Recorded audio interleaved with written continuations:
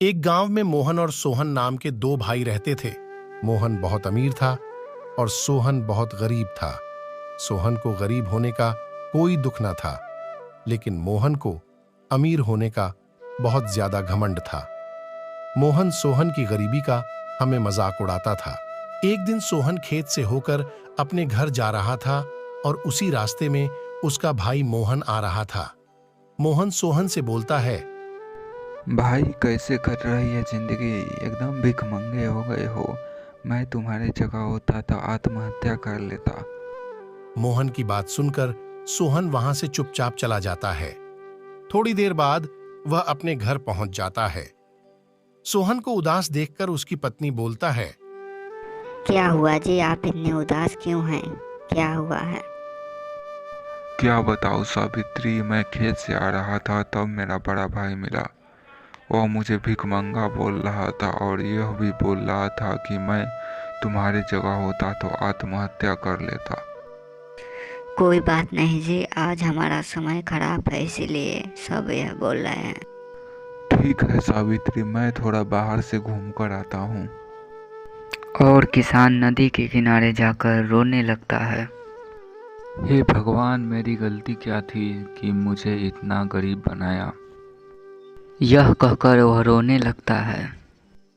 पंडित जी रास्ते से गुजर रहे थे, तभी मोहन को रोते देखकर उसके पास जाते हैं और बोलते हैं, अरे मोहन, तुम्हें क्या हुआ? यहाँ बैठकर इतनी रो क्यों रहे हो? बताओ हमें, क्या बात है?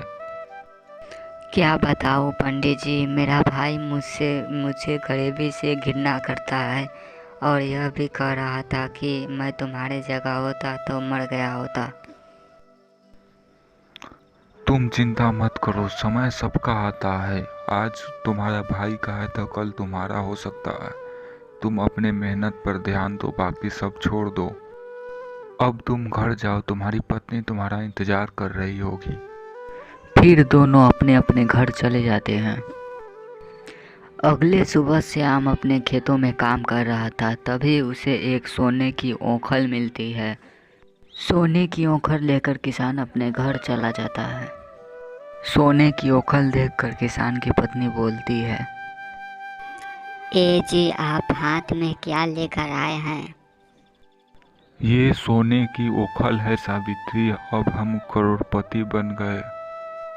उसके बाद किसान घर गाड़ी बंगला खरीद लेता है। यह देखकर उसको भाई को बहुत शर्मिंदा हो जाता है और उसके पास जाता है। अरे छोटे, हमको माफ कर दे, हमने तुम्हारी गरीबी पर बहुत हंसा है। अरे भैया, आप यह क्या कर रहे हैं?